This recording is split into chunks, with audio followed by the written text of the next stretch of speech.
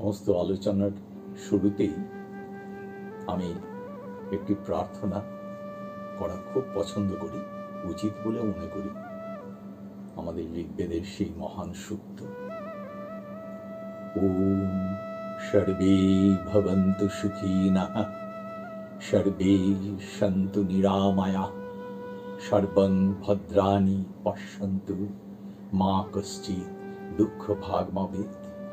হে ঈশ্বর, আমাদের সকল চিন্তায়, বাক্যে এবং কর্মে আমরা সবাই যেন সুখী হই। আমাদের সকল প্রচেষ্টায় আমরা সবাই যেন সুস্থ নিরাময় থাকি। আমরা যেন সবার ভেতরে শুভ দিকগুলি দর্শন করি এবং আমাদের সকল চিন্তায়, বাক্যে এবং কর্মে আমরা যেন কারো মনে দুঃখ বেদনার সৃষ্টি না করি। ওম শান্তি শান্তি শান্তি। এই যে প্রার্থনা, এই প্রার্থনা শুধুই চ্যান্টিং করার জন্য নয়, শুধুই বলার জন্য নয়। এই প্রার্থনা হৃদয়ঙ্গম করে আমরা যদি এই প্রার্থনার কিছুটাও বাস্তবে রূপায়িত করতে পারি, আমাদের প্রতিদিনের জীবনচর্যার মধ্যে প্রতিফলিত করতে পারি, তাহলে খুব সহজেই আমরা অনেক উন্নততর ব্যক্তি জীবন এবং সমষ্টি জীবনে উপনীত হতে পারি। সুতরাং এই প্রার্থনাই এক মহান মন্ত্র। আজ আমরা আলোচনা করতে বসেছি শ্রীমদ্ ভাগবত গীতা নিয়ে। শ্রীমদ্ ভাগবত গীতার ভেতরে প্রবেশ করার আগে গীতা সম্পর্কে দু একটি প্রয়োজনীয় কথা আলোচনা করা খুব উচিত বলে আমি মনে করি। এই গীতা মহাভারতের যে কাহিনী, তার সব থেকে এক গুরুত্বপূর্ণ সন্ধিক্ষণে শ্রীকৃষ্ণ অর্জুনকে বলেছেন। শ্রীকৃষ্ণ এবং অর্জুনের সংলাপ। এই সংলাপ শুধু দুটি মানুষের মধ্যে সংলাপ নয়, এ হচ্ছে মহাজাগতিক চৈতন্যের সঙ্গে জীব চৈতন্যের কথোপকথন। মানব সভ্যতায় আমি মনে করি, এবং সবাই মনে করেন, যে এটি হলো ঈশ্বরের সর্বশ্রেষ্ঠ দান। আর যারা আমাদের মধ্যে ঈশ্বরকে মানেন না, তাদের ক্ষেত্রেও এটা ব্যবহারিক জীবনের শ্রেষ্ঠতম পথ চলার আদর্শ। তো এই যে গীতার যে সংলাপ, প্রায় 700 শ্লোকে মহর্ষি ব্যাসদেব এটি বর্ণনা করেছেন এবং তিনি একে 18টা অধ্যায়ে ভাগ করেছেন। অধ্যায়ে ভাগ করে প্রতিটি অধ্যায়ের তিনি একটা নামকরণও করেছেন। প্রতিটি অধ্যায়ের নামের সঙ্গে একটি শব্দ যোগ করেছেন, শুধু নামকরণ নয়, যোগ। যেমন প্রথম অধ্যায় বিষাদ যোগ, পরের অধ্যায় সাংখ্য যোগ, ইত্যাদি ইত্যাদি। এই যোগ শব্দ কেন উনি লিখেছেন? যে এর ভেতরে যে পথ নির্দেশ আছে, সেই পথ নির্দেশ হলো আমাদের জীব চেতনার সঙ্গে, যেটা বললাম, এই জীব চৈতন্যের সঙ্গে মহাজাগতিক চৈতন্যের সংলাপ, আমাদের যে ব্যবহারিক চেতনা, ব্যবহারিক চৈতন্য, তার সঙ্গে উন্নততর চৈতন্যের যুক্ত হওয়ার পথ নির্দেশ। তাই একে যোগ বলছেন। যোগ শব্দের সঙ্গে আমরা সবাই খুব পরিচিত। যোগ বলতে সাধারণভাবে আমরা যেটা বুঝি কিছু শারীরিক ব্যায়াম, সেগুলো যোগের প্রাথমিক স্তর। কিন্তু যোগের প্রকৃত স্তর, উন্নততর স্তর হচ্ছে সেই চেতনার সঙ্গে পরম চেতনার যোগ, সংযোগ, আমাদের উত্তরণ। তো এইভাবে ব্যাসদেব প্রতিটি অধ্যায়ের নামকরণ করেছেন। প্রথম অধ্যায়ের নামকরণ করেছেন বিষাদ যোগ। বিষাদ শুনলেই আমাদের মনে হয় যে আমরা একটা হতাশা, দুঃখের ভেতর দিয়ে শুরু করলাম, কিন্তু আসলে বিষাদ হলো আমাদের জীবনের এক ইন্টিগ্রাল পার্ট, অবিচ্ছেদ্য অংশ। বুদ্ধদেব যখন তার নিজের ধারণাগুলি সবার কাছে প্রকাশ করলেন, পরে আমরা বুদ্ধ ধর্ম বলি, অরিজিনালি তো উনি আলাদা করে কোনো ধর্ম প্রচার করেননি। তো বুদ্ধদেব এই জীবনকে ব্যাখ্যা করতে গিয়ে দুঃখ শব্দটাকে 6 বার বলেছেন দুঃখং দুঃখং দুঃখং দুঃখং দুঃখং দুঃখং। অর্থাৎ জীবনটা যেন দুঃখেই পরিপূর্ণ। কিন্তু সেখানেই শেষ কথা নয়। বুদ্ধদেব তার 4টি আর্য সত্য, যেটা যার উপরে এই বুদ্ধদেবের দর্শন, বুদ্ধদেবের সমস্ত কথাবার্তা প্রতিষ্ঠিত, তার জীবনাদর্শ প্রতিষ্ঠিত, সেটি হলো জগৎ জীবন দুঃখময়। প্রথম সত্য। দ্বিতীয় সত্য, দুঃখের কারণ আছে। তৃতীয় সত্য, দুঃখ দূর করার উপায় আছে। আর চতুর্থ ফাইনাল সত্য হলো এই দুঃখ দূর করা সম্ভব। বুদ্ধদেবের অনেক আগে এই আমাদের শ্রীমদ্ ভাগবত গীতায় শ্রীকৃষ্ণের এই যে কথোপকথন অর্জুনের সঙ্গে, সেও কিন্তু ট্রুলি প্রকৃতপক্ষে এই দুঃখ দূর করার উপায়, একদম প্র্যাকটিক্যাল, ফলিত বিজ্ঞান আমরা যাকে বলি, ফলিত জীবন বিজ্ঞান, ফলিত অ্যাপ্লাইড লাইফ সায়েন্স। কাজেই এই বিষাদ নিয়েই প্রথমটা শুরু হয়েছে। বিষাদ কি করে যোগ হয় সেই আলোচনা আমরা অধ্যায়ের শেষ দিকে গিয়ে করব। অধ্যায় শুরু হয়েছে শ্রীমদ্ ভাগবত গীতার প্রথম অধ্যায়, অর্জুন বিষাদ যোগ। ধৃতরাষ্ট্র বলছেন, আমরা জানি কিভাবে ধৃতরাষ্ট্র এটা বলছেন। সঞ্জয়ের গল্প আছে, সঞ্জয়ের দিব্য দৃষ্টি সম্পন্ন হয়েছেন, আমি তার মধ্যে আর যাব না। আমি সরাসরি শ্রীমদ্ ভাগবত গীতার শ্লোকের ভেতরে আসি। শ্রীমদ্ ভাগবত গীতার প্রথম শ্লোক হল ধৃতরাষ্ট্র বাচ। ধৃতরাষ্ট্র বলছেন, ধৃতরাষ্ট্র কি বলছেন?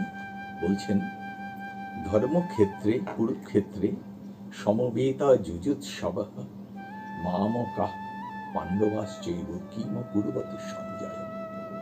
ধৃতরাষ্ট্র তার যে সহকারী, তার চ্যারিয়টিয়ার এবং তার পরামর্শদাতা সেই সঞ্জয়, যিনি ধৃতরাষ্ট্রকে এই যুদ্ধক্ষেত্রে সংবাদ দিচ্ছেন, সমস্ত কথা বলছেন, তাকে ধৃতরাষ্ট্র প্রশ্ন করছেন যে এই ধর্মক্ষেত্র কুরুক্ষেত্র, যে এই ধর্মক্ষেত্র, এই ধর্মক্ষেত্রে এই যারা যুদ্ধ করবে বলে একত্রিত হয়েছে, এইখানে সমবেত যারা হয়েছে, সেই মামকাঃ পাণ্ডবাশ্চৈব কিম কুর্বতী। হে সঞ্জয়, আমাদের এবং এই পাণ্ডবদের কি সংবাদ? তো প্রথমেই ধৃতরাষ্ট্র কি বলছেন? বলছেন ধর্মক্ষেত্রে। প্রথম প্রশ্ন উঠতে পারে যে কুরুক্ষেত্রকে ধৃতরাষ্ট্র কি করে ধর্মক্ষেত্র বলছেন? কুরুক্ষেত্রে যে যুদ্ধে আজকে দুর্যোধন, পাণ্ডব এরা সমবেত হয়েছেন, ধৃতরাষ্ট্র তাকে ধর্মক্ষেত্র কেন বলছেন? এইটা একটা বিরাট প্রশ্ন। ধৃতরাষ্ট্র কি জানেন না যে তারাই এখানে অন্যায় করেছে? দুর্যোধন অনেক অন্যায় করেছে, ধৃতরাষ্ট্র অনেক অন্যায় করেছেন। সেই অন্যায়ের প্রতিবাদে, অন্যায় থেকে ন্যায়কে রক্ষা করার জন্য এই পাণ্ডব পক্ষ এই যুদ্ধে অবতীর্ণ হয়েছেন। তো ধৃতরাষ্ট্র কি করে একে ধর্মক্ষেত্র বলেন? এটাই হলো মানব চরিত্রের একটি বিশিষ্ট দিক। আমরা নিজেদের ভুল কখনোই দেখতে পাই না। আমরা নিজেদের ভুলকে সবসময় জাস্টিফাই করি কোনো না কোনো ভাবে। ধৃতরাষ্ট্র এখানেও ঠিক একটি সাধারণ মানুষ হবে, তিনি মহারাজ, কিন্তু মহারাজ হলেও তার বিশ্লেষণ ক্ষমতা, তার স্নেহ মমতা তার সন্তানের প্রতি, সেইগুলি দিয়ে তিনি কিন্তু তার পক্ষের কোনো ভুল দেখতে পাচ্ছেন না। তিনি তাকে উচিত কাজ বলে মনে করছেন এবং তিনি মনে করেছেন যে এইখানে এই যুদ্ধে তাদের জয়লাভ হবেই।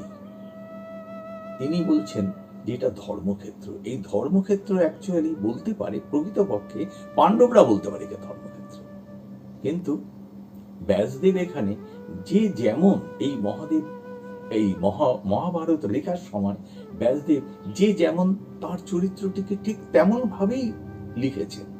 ভীষ্ম যেখানে অপরাধ করেছেন, ভীষ্মের অপরাধকে ভীষ্মের মহত্ব দিয়ে ঢাকার কোনো চেষ্টা করেন। তেমনি যেখানে এখানে ধৃতরাষ্ট্র বলছেন এটি ধর্মক্ষেত্র, ঠিক বলছেন কি ভুল বলছেন? ঠিক ধৃতরাষ্ট্রের মুখে যে কথা উচ্চারিত হয়েছে, মানুষের ইতিহাস লেখা হয়েছে এই মহাভারতে। তো ধৃতরাষ্ট্র একে বলছেন ধর্মক্ষেত্র। কেন ধর্মক্ষেত্র? কেন উনি এর ভেতরে অধর্মের কিচ্ছু দেখতে পাচ্ছেন না। এমনই হয় আমাদের জীবনে। আমরা যখন কোনো অন্যায় করি বা আমাদের সন্তানরা যখন অন্যায় করে, তখন আমরা বাবা মারা সাধারণত, সবার কথা কখনোই তা নয়, সাধারণত মনে করি যে হ্যাঁ তারা ঠিক করছে, অন্যেরা ভুল করছে। এই প্রথম গীতার প্রথম অধ্যায়ের প্রথম শ্লোকের প্রথম শব্দটি হলো মানব চরিত্রের এক বিশেষ দিক এখানে তুলে ধরা হয়েছে, যে আমরা এরকম ভুল করি। তাহলে আমাদের প্রথম শিক্ষাই হচ্ছে গীতা থেকে, প্রথম শিক্ষা এই শব্দটা থেকে, যে এরকম ভুল করা উচিত নয়, কিন্তু আমরা করি। মানুষের চরিত্র তাই। ধৃতরাষ্ট্র এখানে বলছেন এই ধর্মক্ষেত্রে যে সবাই সমবেত হয়েছে, সেখানকার সংবাদ বলো। আর কি, যে যুযুৎসব, এখানে একটা যুদ্ধের অবস্থা সৃষ্টি হয়েছে। যুদ্ধ করার জন্য এরা যুদ্ধের ইচ্ছায় এরা সংযুক্ত হয়েছে। যুদ্ধ চলছে। যুদ্ধ আমাদের জীবনে সবসময় চলে। কিসের যুদ্ধ চলে? যুদ্ধ চলে এই আমরা কি করব কি করব না, দ্বিধা দ্বন্দ্ব, করলে কতটা করব, কখন করব, তাই নিয়ে আমাদের মধ্যে দ্বিধা দ্বন্দ্বের যুদ্ধ সবসময় চলে। তাই এই কুরুক্ষেত্র অনেকে বর্ণনা করেন যে কুরুক্ষেত্র আসলে সেই একটি বিশেষ ভৌগোলিক অঞ্চলের যুদ্ধ নয়, এটা আসলে আমাদের মনের ভেতরে, আমাদের হৃদয়ের ভেতরে, আমাদের জীবনের কুরুক্ষেত্র। তো কুরুক্ষেত্র সর্বত্র যুদ্ধ চলছে, সেই যুদ্ধে আমাদের জয়ী হতে হবে। তারপরে ধৃতরাষ্ট্র দ্বিতীয় কথা যেটা বললেন যে মামকা পাণ্ডবাশ্চৈব কিম কুরুবত সঞ্জয়। উনি বলছেন যে আমাদের এবং পাণ্ডবদের, তাদের কি সংবাদ। ধৃতরাষ্ট্র যখন মহারাজ, তখন তার কাছে পাণ্ডবরা এবং তার সন্তানরা দুজনেই সমান, কিন্তু উনি দুজনকে সমান দেখলেন না। উনি বলছেন আমাদের এবং তাদের, অর্থাৎ নিজেদের এবং পাণ্ডবদের উনি আলাদা করে দেখলেন। এই যে আলাদা ভাব, সেইটাই হলো আমাদের জীবনের দুঃখ কষ্টের একটা মূল বিষয়। আমরা ভুলেই যাই যে আমরা আসলে সবাই এক ঈশ্বরের সন্তান। আমরা পরস্পরের সঙ্গে সংযুক্ত হয়ে এই জীবনে বেঁচে থাকি, কিন্তু আমাদের ব্যবহারিক জীবনে আমরা সব সময় নিজেদেরকে আরেকজনের থেকে আলাদা করি। ভাইয়ে ভাইয়ে আলাদা হয়, পরিবারে আলাদা, সমাজের গোষ্ঠীতে আলাদা, দেশে আলাদা। সব এই ভাগাভাগি হলো আমাদের